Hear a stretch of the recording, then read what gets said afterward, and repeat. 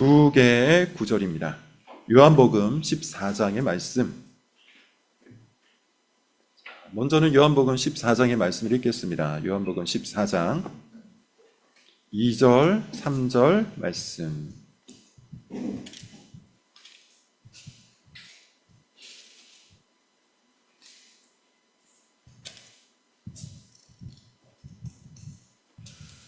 자, 우리 찾으셨으면 같이 한번 2절, 3절을 한꺼번에 읽겠습니다. 같이 읽겠습니다. 시작. 내 아버지 집에 거할 곳이 많도다. 그렇지 않으면 너에게 일렀으리라. 내가 너희를 위하여 거처를 예비하러 가노니 가서 너희를 위하여 거처를 예비하면 내가 다시 와서 너희를 내게로 영접하여 나 있는 곳에 너희도 있게 하리라. 아멘. 자, 이번에는 빌립보서 말씀입니다. 빌립보서 3장에 있는 말씀.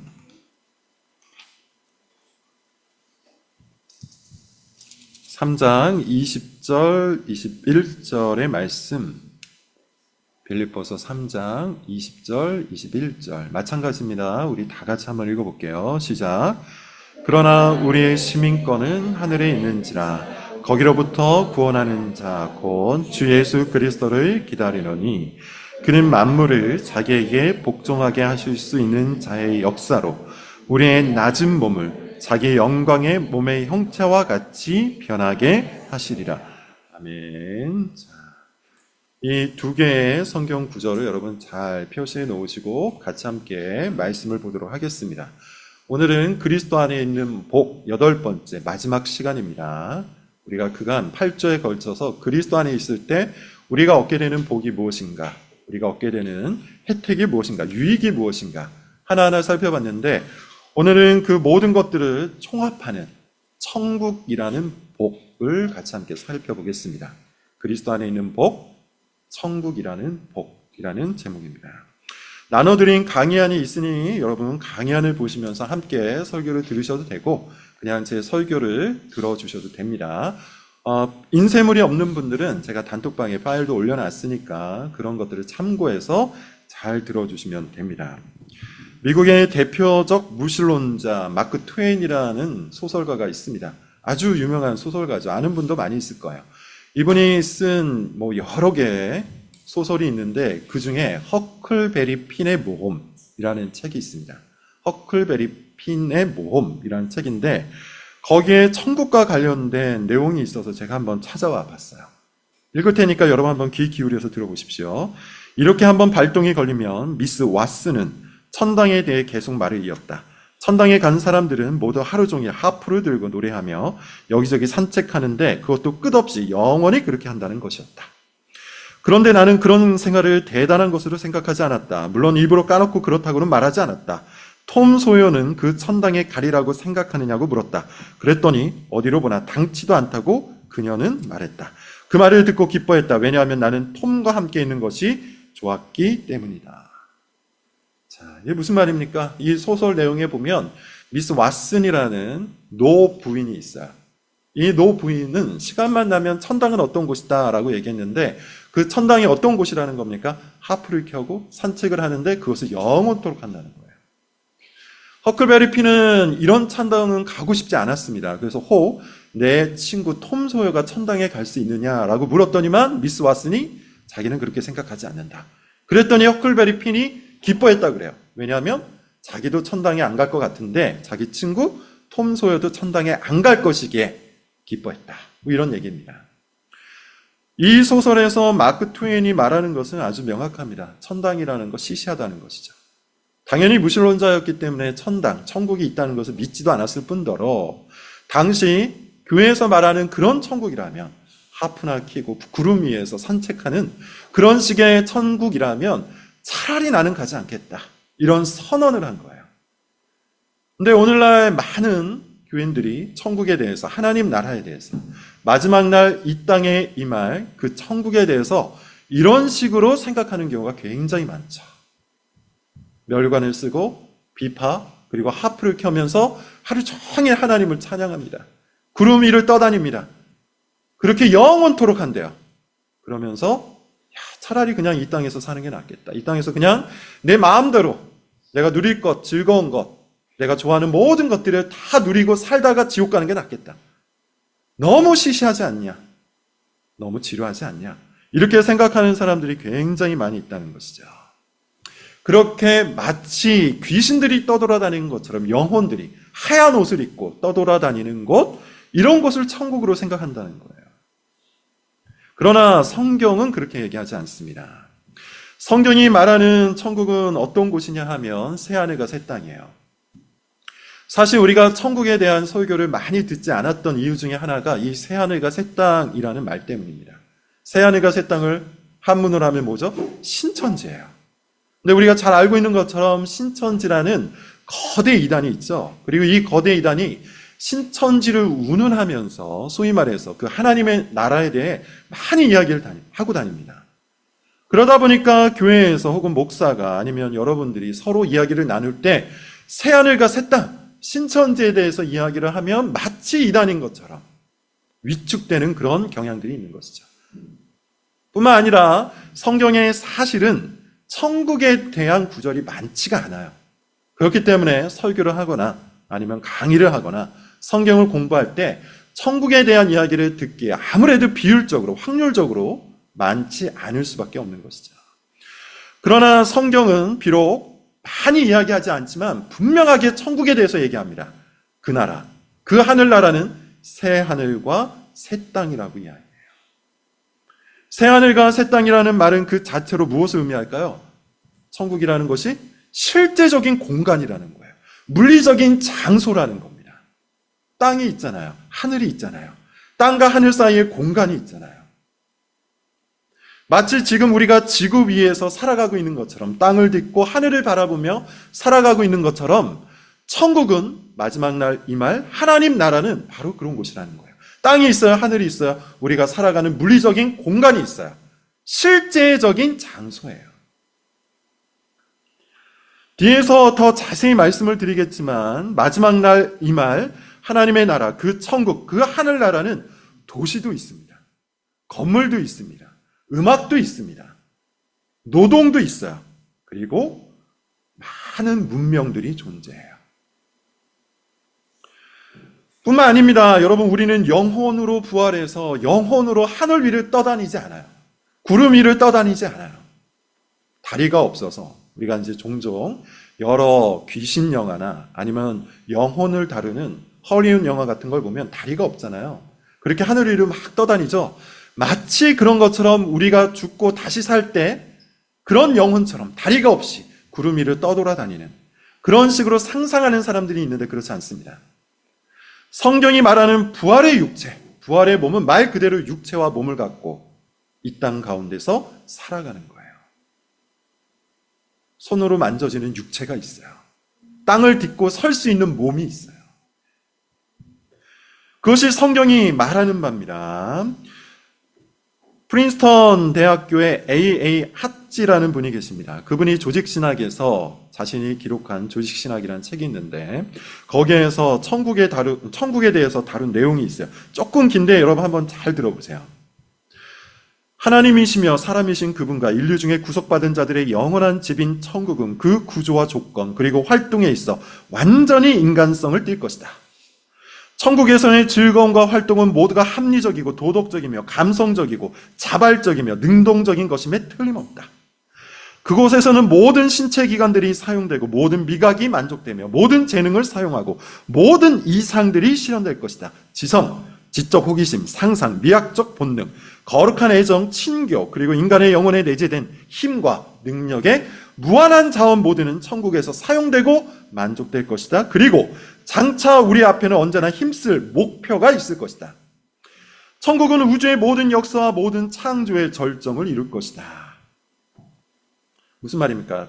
조금 길게 얘기했지만 결국 여기에서 이야기하는 이 A.A. 핫지라는 분의 이야기는 천국이라는 것도 새하늘과 새 땅이라는 것도 지금 우리가 살아가고 있는 이 지구와 별반 다를 것이 없다는 거예요.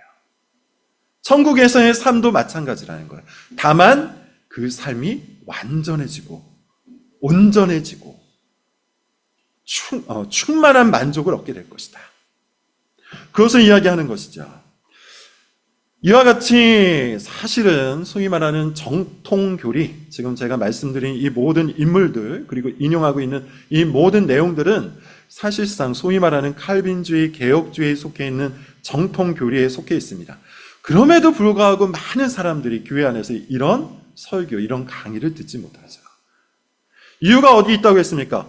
엉터리 천국 간증, 엉터리 천국 교리, 곧 이단의 영향이 너무 많기 때문이에요. 제가 청년 때 굉장히 유행했던 책 하나가 있습니다. 천국은 있다라는 책인데 토마스 주남이라는 미국계 한국인이 쓴 책이에요. 그 책의 내용을 보면 본인이 이제 천국에 자주 왔다 갔다 한답니다. 거기서 예수님도 만나고 예수님과 데이트도 하고 뭐 이런 이야기를 해요. 그 내용을 보면 정말 엉터리 이야기들이 너무너무 많아요. 그런 이야기에 영향을 받다 보니까 또는 그런 이야기를 극단적으로 반대하다 보니까 정작 성경이 말하고 있는 천국 교리에 대해서 우리가 듣지 못한다는 것이죠. 그렇게 여러분, 우리는 이쯤에 한 번 정도 천국에 대해서 총정리를 할 필요가 있어요.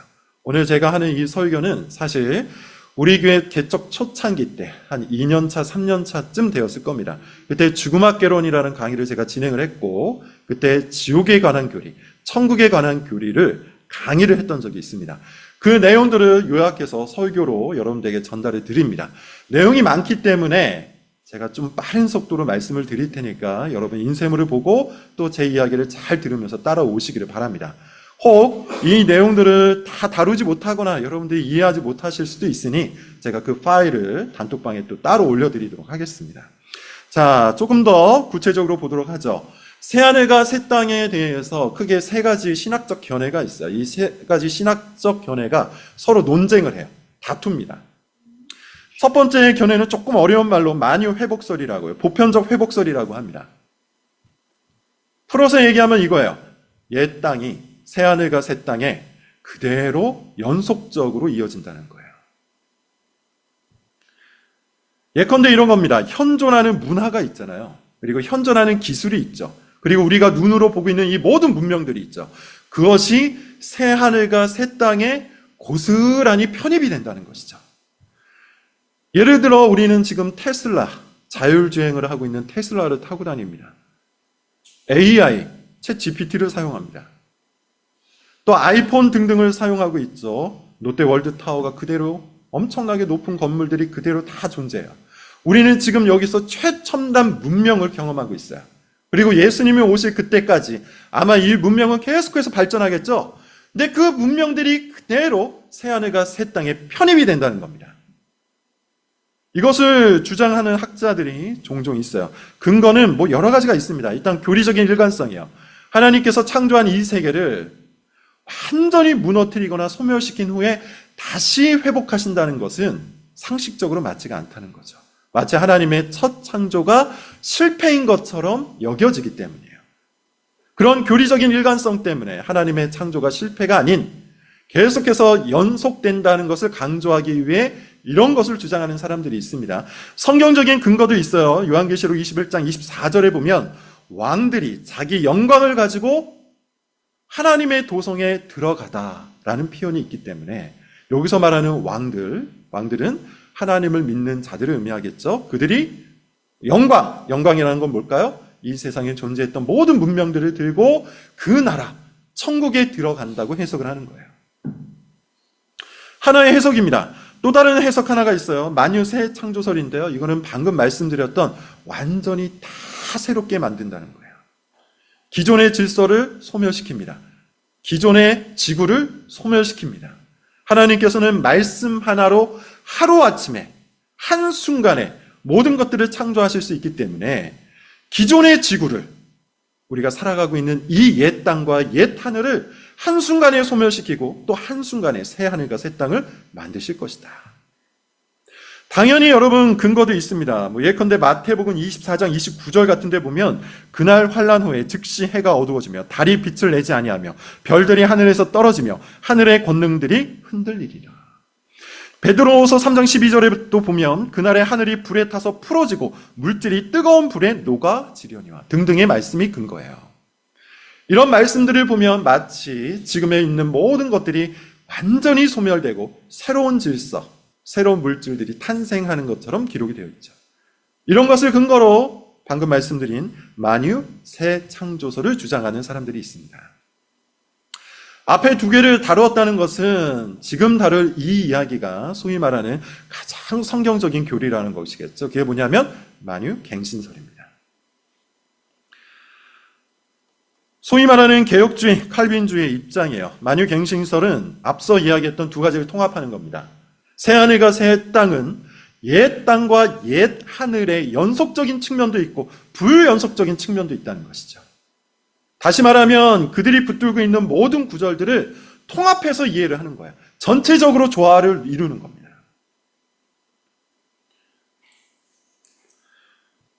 예컨대 사도행전 3장 21절에 보면 이런 말씀이 있어요. 하나님께서 만물을 회복하신다. 만물을 회복하신다. 회복한다라는 말의 의미는 뭡니까?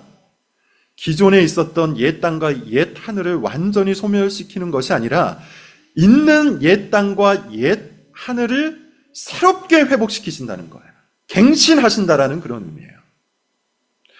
조금 더 쉽게 좀 여러분 설명을 들어보도록 하죠. 우리의 몸으로 여러분 생각해 보시면 됩니다. 우리가 빌립보서 3장 20절 21절에서 읽었던 구절에 보면 이런 말씀이 있어요. 21절 뒷부분에 제가 한번 읽어보겠습니다. 그는 만물을 자기에게 복종하실 수 있는 자의 역사로 우리의 낮은 몸을 자기 영광의 몸의 형체와 같이 변하게 하시리라.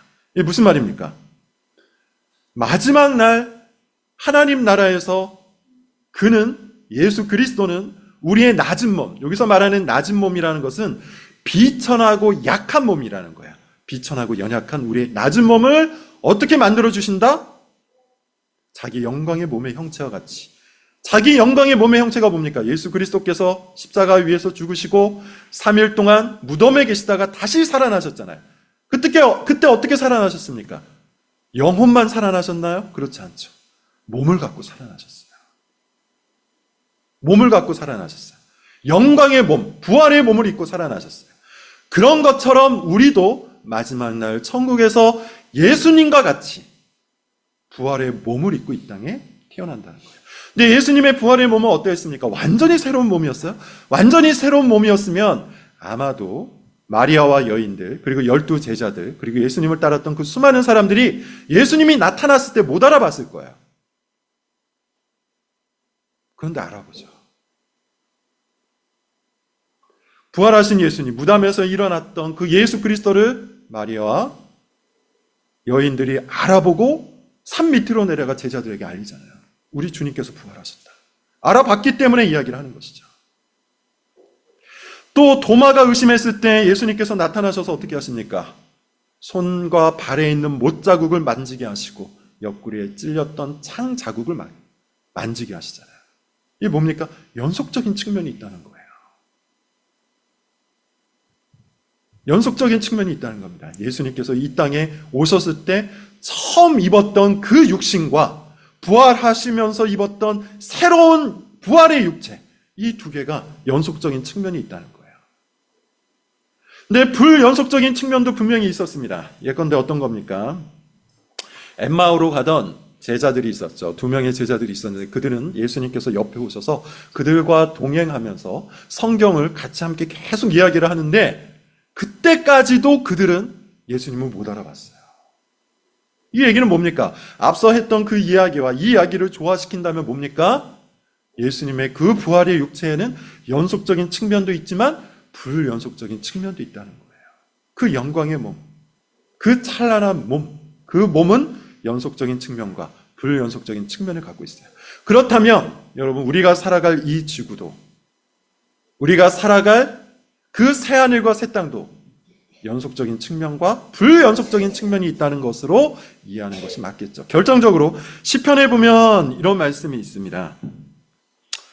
시편 말씀에 이야기하기를 하나님께서 이 세상의 모든 것들을 없게 하시거니와 동시에 낡은 옷을 벗기시고 새 옷을 입히신다는 말씀이 있어요. 낡은 옷을 벗기시고 새 옷을 입히신다. 다시 말해서 이 말의 의미는 뭐냐 하면은 하나님께서 옛 땅과 옛 하늘을 새롭게 하시는데 낡은 옷을 벗겨주시고 새 옷을 입혀주시는 것처럼 회복시켜주신다는 거예요. 갱신시켜주신다는 겁니다. 그렇게 여러분, 새 하늘과 새 땅, 천국은 지금 우리가 살아가고 있는 이 세상과 연속적인 측면이 분명히 존재하고 또 동시에 불연속적인 측면이 존재해요. 이걸 여러분 꼭 이해하시면서 천국에 대한 성경적 교리를 온전하게 잘 이해할 수 있기를 바랍니다. 특별히 여러분, 에베소서 1장 10절 말씀에 보면 하늘과 땅이 통일된다는 말이 있어요.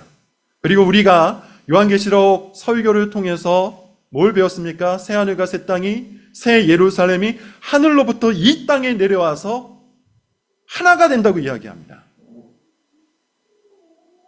그 이야기를 시편 102편 26절에서 이렇게 얘기하는 거예요. 천지는 없어질 텐데 낡은 옷을 갈아입는 것과 같다 라고 이야기해요. 낡은 옷을 갈아입는 것과 같다. 다시 말하자면 이 땅에 많은 문제거리들이 있잖아요. 재난이 있잖아요. 기근이 발생하죠. 기후 재난들이 일어나죠. 지진이 발생하죠. 따라서 여러분, 이 땅은 죄로 인해서 오염되어 있어요. 왜곡되어 있어요. 수많은 악들이 넘쳐요. 그렇게 이 땅은 반드시 갱신되어야 돼요. 회복되어야 돼요. 어떻게 갱신되고 어떻게 회복된다는 겁니까? 저 하늘에서부터 새 하늘과 새 땅이 임할 때, 저 하늘에서부터 새 예루살렘 도성이 이 땅에 임하여 하나가 될 때, 통일이 될 때, 그리스도 안에서 하나로 이루어질 때 비로소 이 세상이 새 하늘과 새 땅, 곧 천국이 되는 거예요. 다시 말해서 마지막 날에 이 땅 가운데 이루어질 천국은 저 먼 곳에 있는 것이 아닙니다. 바로 여기에 있어요. 지구 위에서 이루어지는 거예요. 자, 그렇다면 조금 더 자세히 좀 보도록 하겠습니다. 이 천국에서는 어떤 일이 벌어질까요? 이걸 설명하기 전에 여러분 먼저 한 가지를 아셔야 되는데, 제가 여기서 다루고 있는 천국은 소위 말하는 중간 상태의 천국과 다른 개념의 천국이에요. 중간 상태의 천국이라는 말은 뭡니까? 우리가 지금 여기서 죽어요. 예수님께서 재림하시기 이전에 많은 사람들이 죽잖아요. 이전에도 수많은 사람들이 죽었고, 우리 중에 어떤 사람은 혹 예수님께서 재림하시는 걸 볼 수도 있겠지만, 아마도 우리 중에 많은 사람들이 예수님의 재림을 보지 못하고 먼저 죽을 거예요. 그러면 우리는 어떻게 될까요? 죽는 즉시 우리의 육신은 땅에 매장이 되거나 화장이 되어서 없어지고, 우리의 영혼은 하늘로 올라가요. 이것이 중간 상태의 천국입니다. 중간 상태의 천국은 영혼이 거하는 곳이에요. 그리고 이 땅이 아니에요. 그곳이 어디인가? 그건 알 수가 없습니다. 따라서 여러분, 지금 제가 말씀드리는 천국은 중간 상태의 천국이 아니요, 마지막 날 이 땅에 임할 천국, 마지막 날 이 땅 가운데 영원토록 완성될 새 하늘과 새 땅에 관한 겁니다. 이걸 여러분 잘 구분하셔야 돼요. 자, 첫 번째, 천국에서는 어떤 일이 벌어질까요? 많은 사람들이 이런 착각을 합니다. 천국에서는 완전히 다른 자아로 우리가 새롭게 태어나는가? 천국에서 나는 여전히 나일 수 있는가? 이런 질문을 던지는 사람들이 많이 있습니다. 예컨대 내가 아닌 상태로 다시 천국에서 태어난다면, 부활의 육체를 입고 천국에서 살아간다면 그게 무슨 의미가 있다? 내가 아닌데, 내가 아닌데, 내가 나의 정체성과 나의 나됨을 유지하지 못하는데 새하늘과 새 땅에서 살아가는 게 무슨 의미가 있겠어요? 당연히 여러분, 천국에서 우리는 우리의 정체성을 유지합니다. 지금 나로서 천국에서 살아가요. 기억을 고스란히 가지고 살아갑니다. 감정을 그대로 가지고 살아갑니다. 우리의 특징, 우리의 개성, 우리의 외모, 우리의 육체를 그대로 가지고 살아갑니다. 우리가 가지고 있는 은사, 우리가 가지고 있는 여러 재능들, 이 모든 것들도 그대로 가지고 살아가요. 그렇게 우리는 우리의 정체성, 우리의 특징을 유지한 채 천국에서 살아갈 거예요. 단, 죄의 영향력이 완전히 제거되고, 죄의 영향이 완전히, 예컨대 여러분, 우리는 더 이상 우리의 갈망들과 싸울 필요가 없어질 거예요. 우리가 죄를 짓는 많은 이유가 어디에 있죠? 이 육체로부터 오는 그 수많은 정욕들, 그 수많은 죄악된 갈망들 때문에 죄를 짓잖아요. 사랑을 합니다. 근데 사랑을 해도 우리는 매우 중독적으로 하죠. 사랑을 해도 하나님께서 말씀하신 그 사랑의 모습으로 관계적인 갈망, 친밀함에 대한 욕망을 온전히 구현하기보다는 나를 중심적으로, 철저히 나를 중심적으로 상대를 통제하거나 자기가 조정하는 방식으로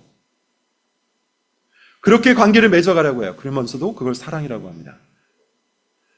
그렇게 병폐로 가득한 사랑을 우리는 중독적으로 행할 텐데 천국에서는 그런 중독적 갈망이 없어진다는 것이죠.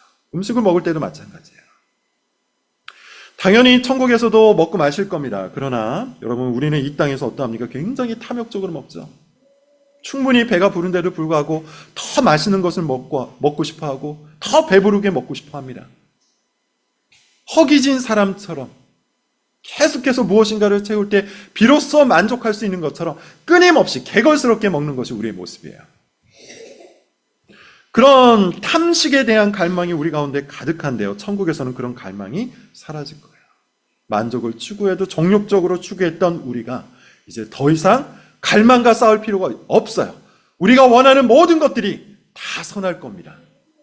우리의 갈망 모든 것들이 다 의로울 겁니다. 우리의 욕망 모든 것들이 하나님의 기쁨이 될 거예요. 먹든지 마시든지 무엇을 하든지 우리가 가지고 있는 이 모든 육체적인 갈망들이 하나님 앞에 합한 것이 될 겁니다. 그렇게 여러분, 우리는 그대로 기억을 가지고 그대로 감정을 갖고 그대로 개성을 가진다고 해서 두려울 필요가 없어요.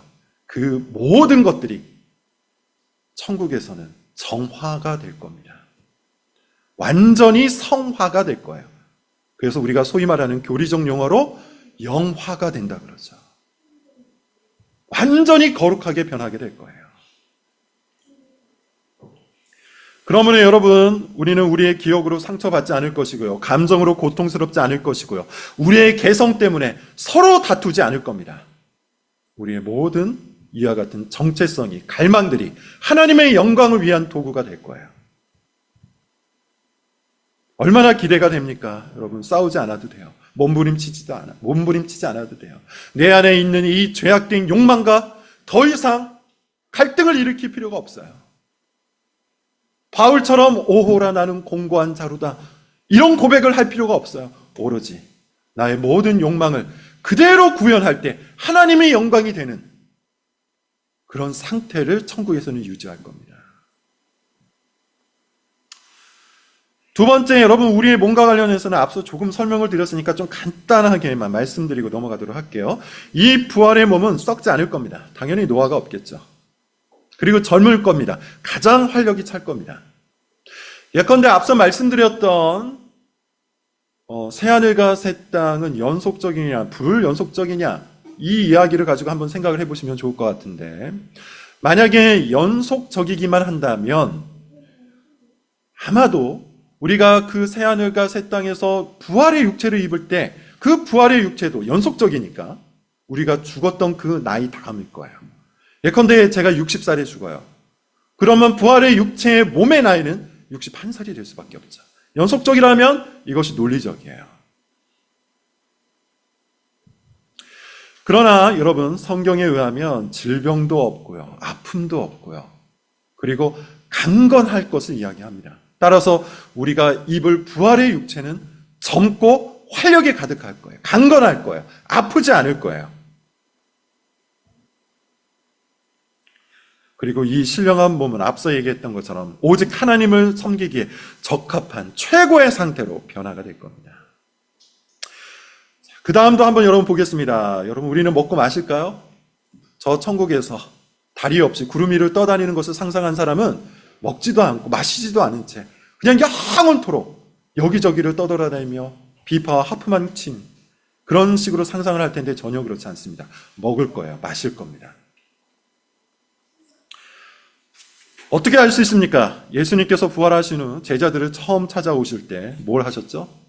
제자들이 갈릴리 바다에서 물고기를 낚는 중 예수님은 해변가에 물고기를 잡아서 구우시고 떡을 구워서 제자들을 맞이하셨어요. 그리고 그들과 함께 이 물고기와 떡을 드셨죠. 부활의 육체를 입은 예수님도 먹고 마시셨어요.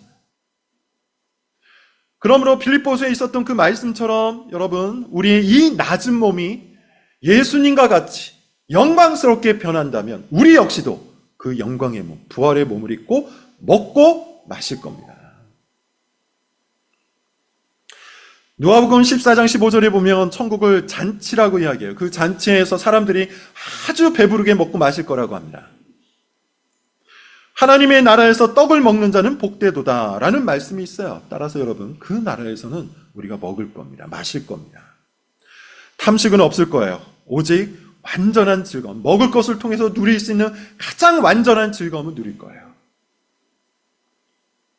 욕심 가득한 상태에서 이것저것 개걸스럽게 먹는 것이 아니라 먹을 것에 중독되거나 먹을 것을 하나님보다 더 즐겁게 여기지 않은 채 먹을 것 그 자체에서 얻을 수 있는 최고의 만족을 얻게 될 겁니다. 얼마나 기쁩니까? 여러분, 얼마나 기대가 됩니까? 얼마나 소망이 가득합니까? 그 나라에서 우리가 이 땅 가운데서 먹지 못했던 그 맛있는 것들을 탐식도 아니고 또 살찔 것을 걱정하지도 않은 채 마음껏 먹고 마실 수 있어요. 또 어떤 사람은 이런 걱정을 하기도 합니다. 그 나라가 완성된 나라라면 우리는 더 이상 발전하지도 않고 배우지도 않고, 그러면 우리의 인생이 정말 의미가 있을까? 성취가 없는 인생이 의미가 있을까? 이런 걸 걱정하는 사람들도 있어요. 근데 A.A. 핫지라는 분께서 말씀하신 것처럼 우리는 영원토록 자라날 겁니다. 영원토록 성장할 거예요. 이유는 딱 한 가지예요. 하나님께서 무한하시기 때문이죠. 하나님은 지식의 원천이 됩니다. 하나님은 즐거움의 원천이 됩니다. 하나님은 모든 선의 원천이 됩니다. 하나님은 모든 창조적 사고의 원천이 됩니다. 하나님은 노동의 원천이 되십니다. 그리고 그 하나님은 무한하세요. 그렇다면 여러분, 우리의 배움이 천국에서 끝이 날까요? 우리의 성장이 천국에서 끝이 나겠습니까? 그렇지 않을 거예요. 우리의 기쁨은 무한히 증대될 거예요. 우리의 성취 역시도 마찬가지입니다. 무한히 증대될 겁니다. 천국에서 우리는 책을 읽을 수도 있을 것이고요. 음악을 공부할 수도 있을 것이고요. 또 천국에서는 우리가 원하는 여러 문화들을 계속해서 창조해 나갈 수도 있을 겁니다. 창조주, 하나님의 형상을 받은 우리가 하나님을 본받아 창조적인 사역을 하게 될 거예요. 창조적인 사고도 계속해서 발전해내요. 이유가 뭐라고요? 그 하나님께서 무한하시기 때문이에요. 그러니 여러분, 걱정하지 마십시오. 의미가 없을 것에 대해서 걱정하지 마십시오. 조나단 에드워즈가 이렇게 얘기합니다. 하나님의 영광을 본 사람은 하나님의 영광에는 끝이 없다는 것을 보게 됩니다. 천국에서 사람의 이해력은 한계를 넘어 하나님의 영광의 끝없는 창공을 날고 무한한 바다에 뛰어들어 헤엄칠 것입니다. 그래서 하나님의 아름다움과 사랑스러움을 점점 더 많이 깨닫게 될 것입니다. 여러분, 많은 사람들이 과학을 통해서 이 우주의 신비를 밝히고 있지만 과학자들이 정직하게 고백하는 것처럼 우리가 아는 지식은 티끌과도 같아요. 사실 티끌만도 못하죠. 그러나 우리가 천국에서는 이 우주에 대한 탐구를 할 때 그 티끌과 같은 지식들이 점점 더 늘어날 겁니다. 이해할 수 없었던 그 수많은 물리적 법칙들을 이해하게 될 거예요. 그리고 탄성을 지를 겁니다. 하나님께서 만드신 이 우주적 세계에 대해서 탄성을 지르게 될 거예요. 하나님의 지혜로 노래하게 될 겁니다. 그러니 여러분, 우리가 얼마나 지혜로워질지, 그리고 우리가 얼마나 그 영광스럽고 무한한 우주적 지식을 얻게 될 것인지를 기대하시기를 바랍니다. 자, 문화의 존재에 대해서도 많은 사람들이 궁금해하죠. 천국을 원시 상태로 이해하는 사람들이 있어요. 우리가 종종 천국에 대한 이미지를 상상하다 보면 마치 에덴 동산이 다시 이 땅에 이루어지는 걸로만 생각합니다. 에덴 동산이 어떤 곳이었어요? 나무가 있었고 풀이 있었고 열매가 있었고 사람들은 옷을 다 벗고 뛰어다녔죠. 마치 그런 것처럼 우리도 마지막 날 새하늘과 새 땅에서 그런 곳에서 옷을 다 벗고 뛰어다니는 아주 원시적인 세상을 상상합니다. 그렇지가 않아요. 우리가 이미 요한계시록에서 봤어요. 도시로 표현을 하잖아요. 바벨론이라는 이 땅의 도성은 무너지고 새 예루살렘이라는 하늘의 도성이 이 땅에 임한다고 얘기합니다. 그리고 예수님도 오늘 본문에서 뭐라고 해요? 내가 너희가 거할 집을 예비하러 간다 그러죠. 집이 뭡니까? 집 자체가 건물이잖아요. 문명이죠. 그리고 그 하늘에서 많은 사람들이 모여서 하나님을 찬양한답니다. 음악이 있대요.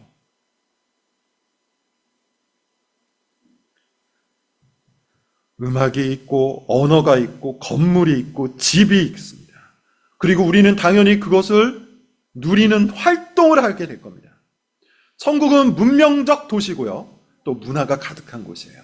물론 여러분 지금 우리가 누리고 있는 것과 완전히 동일할 것인가? 100% 동일할 것인가? 앞서 말씀을 드린 것처럼 이것은 미지수입니다. 그럴 수도 있고 아닐 수도 있어요. 그것은 우리가 정확하게 알 수가 없습니다. 그럼에도 불구하고 아마도 이 시대의 그 수많은 문명들이 천국 속으로 편입될 겁니다. 연속적인 측면이 분명히 존재한다는 것이죠. 자, 그리고 우리는 서로 알아볼 수 있을까요? 관계에 관한 이야기인데요. 우리는 서로 알아볼 수 있을까요? 앞서 얘기했던 거를 잘 들어보신 분은 이미 답을 알 겁니다. 당연히 알아보겠죠. 자기 정체성을 유지하고 천국에 들어간다고 했잖아요. 그러므로 서로를 알아볼 겁니다. 예수님께서 변화산에서 어떠했죠? 마치 부활의 몸을 입는 것처럼 영광의 몸으로 변하셨어요. 그리고 그곳에서 누구와 대화를 나누셨습니까? 엘리야, 모세와 대화를 나누셨어요. 알아보셨어요. 베드로도 알아봤어요. 엘리야를 알아봤고 모세를 알아봤어요. 서로가 서로를 알아봤어요.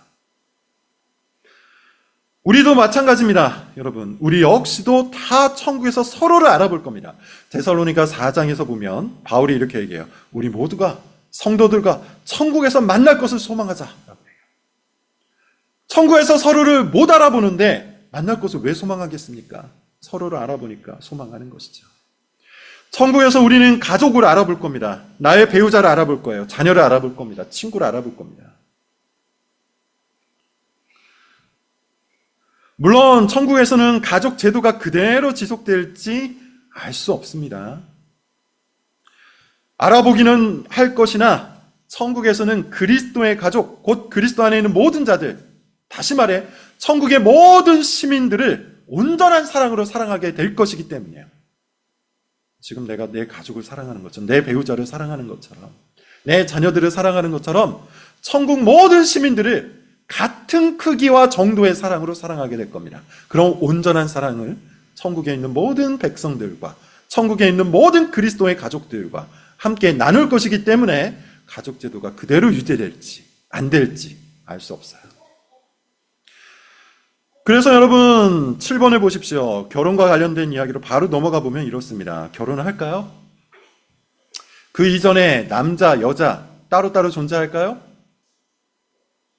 답은 이미 아실 겁니다.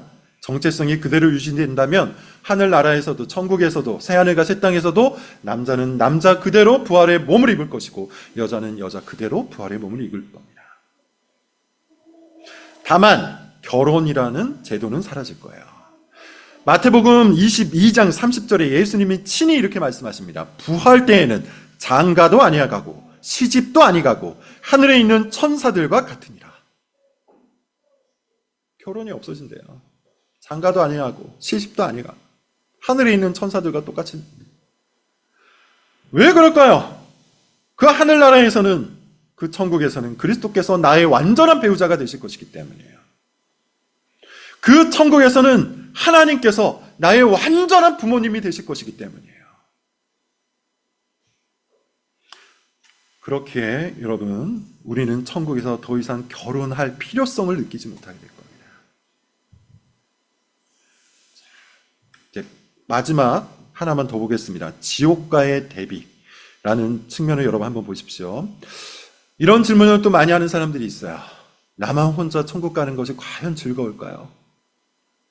내 가족이 지옥에 있는데, 내 친한 친구가 지금 지옥에서 고통을 받고 있는데 나만 혼자 천국에 가는 것이 과연 즐거울까요? 그런 상태에서 천국이 정말 천국일 수 있을까요?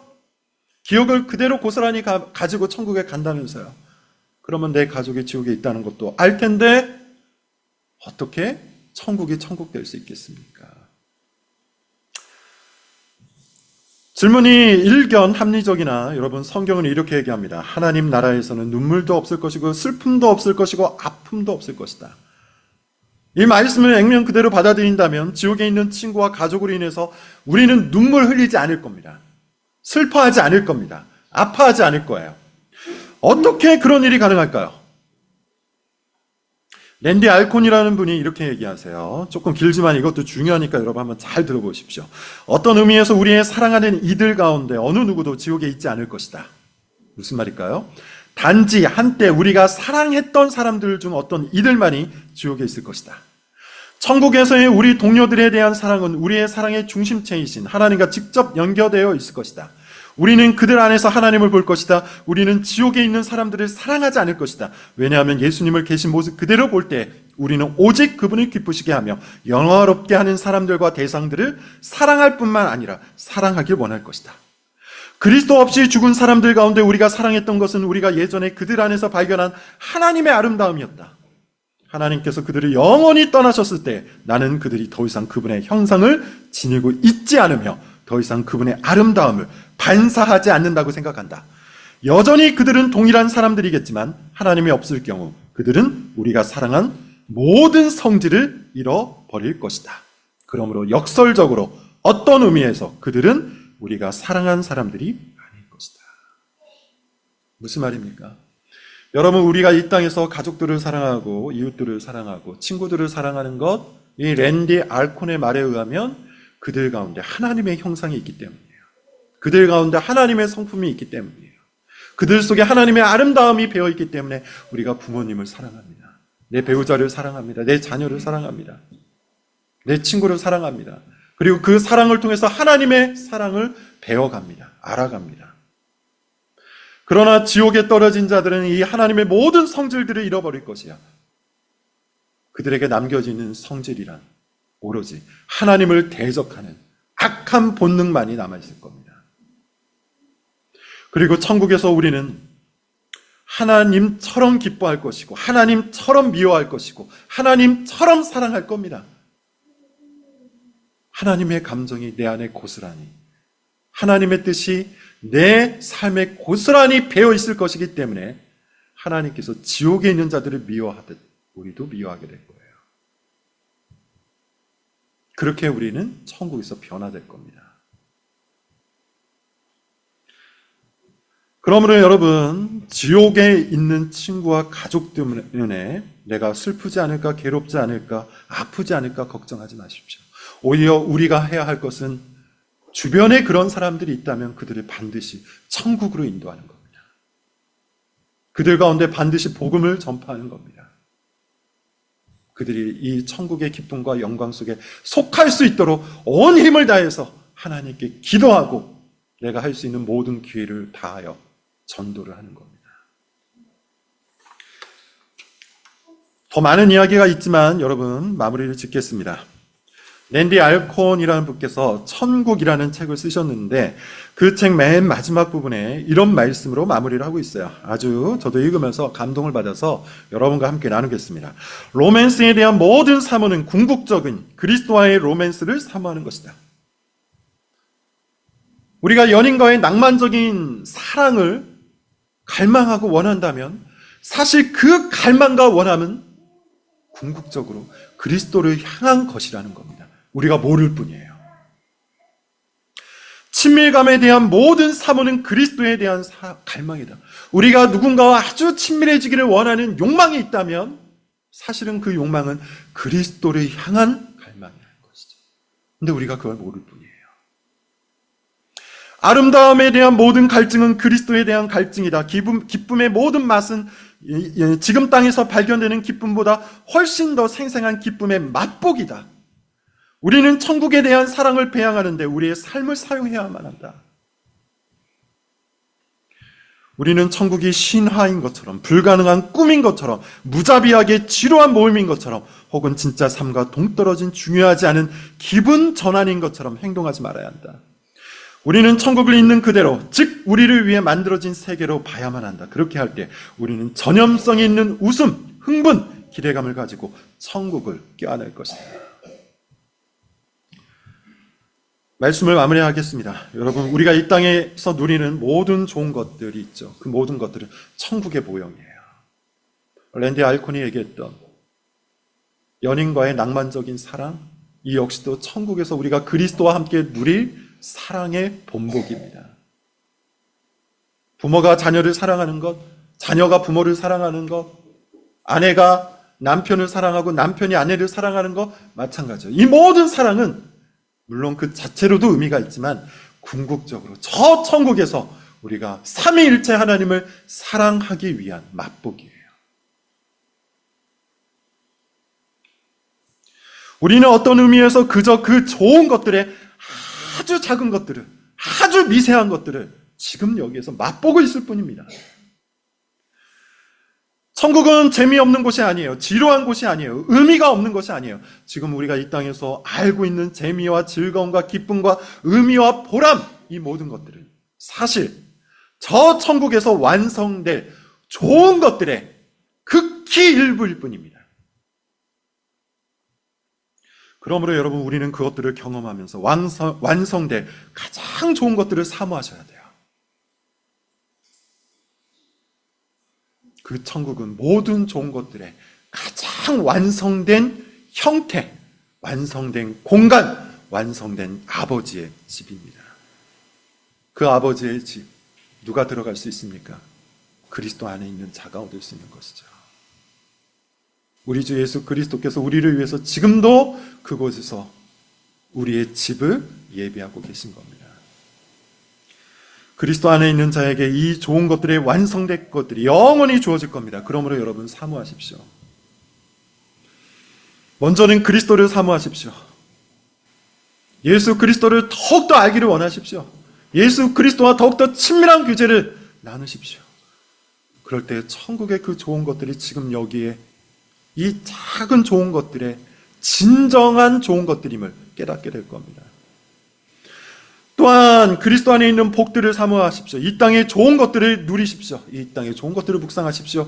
그리고 그것들을 들어 저 천국을 상상하십시오.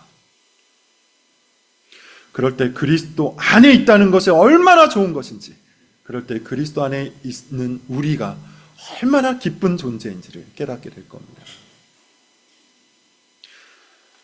여러분, 그리스도 안에는 좋은 것들이 넘쳐 흐릅니다. 그리스도 안에는 우리를 복되게 하는 수많은 것들이 있습니다. 그리스도 안에 온갖 좋은 것들이 가득합니다. 그러므로 여러분, 그리스도 안에 머무시기를 바랍니다. 기도하겠습니다.